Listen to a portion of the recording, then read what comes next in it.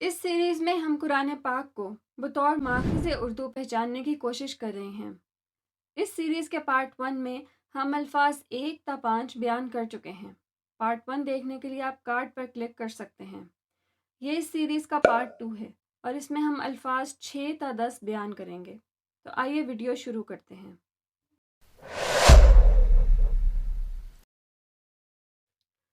لفظ نمبر 1، الہ، جیسے ہم اردو میں استعمال کرتے ہیں الہ العالمین۔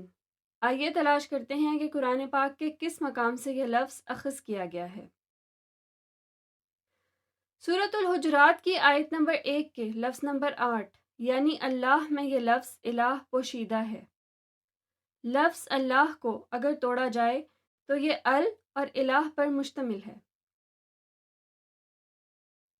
یہاں یہ بات غور طلب ہے کہ قرآن پاک کا لفظ الہ اور اردو کا لفظ الہ دونوں کا مادہ الف، لام اور ہا ہے اور دونوں کا مطلب معبود ہے، لہٰذا اردو کا لفظ الہ قرآن پاک سے اخذ کیا گیا ہے۔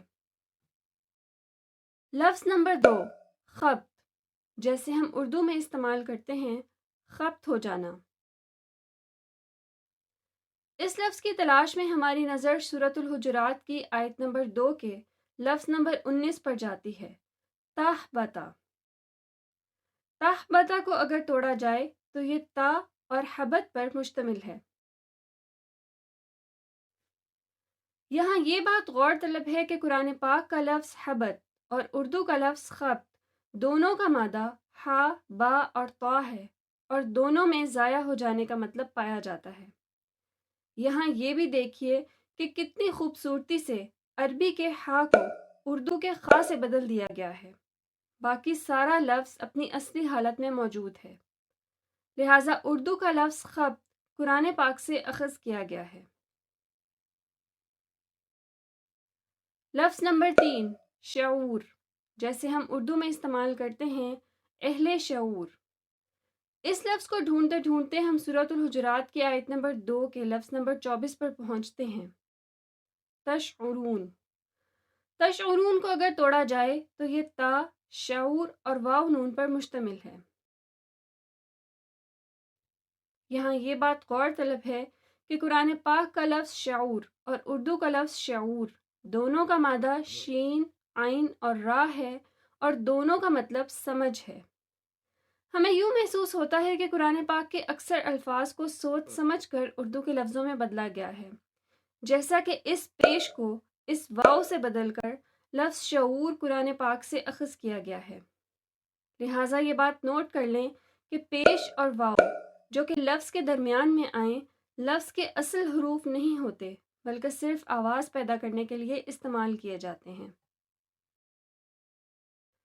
لفظ نمبر 4، عقل، جیسے ہم اردو میں استعمال کرتے ہیں عقل لانا۔ آئیے تلاش کرتے ہیں کہ قرآن پاک کے کس مقام سے یہ لفظ اخذ کیا گیا ہے۔ اب ہماری نظر سورۃ الحجرات کی آیت نمبر 4 کے لفظ نمبر 9 پر جاتی ہے، یعقلون۔ یعقلون کو اگر توڑا جائے تو یہ یا، عقل اور واو نون پر مشتمل ہے۔ یہاں یہ بات غور طلب ہے کہ قرآن پاک کا لفظ عقل اور اردو کا لفظ عقل دونوں کا مادہ عین، قاف اور لام ہے اور دونوں کا مطلب سمجھ ہے، لہٰذا اردو کا لفظ عقل قرآن پاک سے اخذ کیا گیا ہے۔ لفظ نمبر 5، خارج، جیسے ہم اردو میں استعمال کرتے ہیں خارج ہونا۔ اس لفظ کی تلاش میں ہماری نظر سورۃ الحجرات کی آیت نمبر 5 کے لفظ نمبر 6 پر جا کر ٹھہرتی ہے، تخرجا۔ تخرجا کو اگر توڑا جائے تو یہ تا اور خرجا پر مشتمل ہے۔ یہاں یہ بات غور طلب ہے کہ قرآن پاک کا لفظ خرجا اور اردو کا لفظ خارج دونوں کا مادہ خا، را اور جیم ہے اور دونوں کا مطلب نکلنا ہے۔ یہاں اردو تخلیق کرنے والوں کو داد دینی پڑے گی۔ دیکھیے کتنی مہارت سے اس زبر کو اس الف کے ساتھ تبدیل کر کے لفظ خارج کو قرآن مجید سے اخذ کیا گیا ہے۔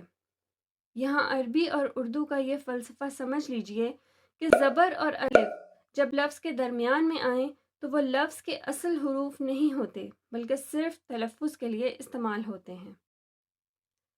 امید ہے کہ یہ ویڈیو آپ کو پسند آئی ہوگی۔ قرآن مجید سے اخذ کیے گئے اردو کے مزید الفاظ ہماری آئندہ آنے والی ویڈیوز میں بیان کیے جائیں گے۔ ان الفاظ کو جاننے کے لیے چینل کو سبسکرائب کریں اور بیل کو پریس کریں۔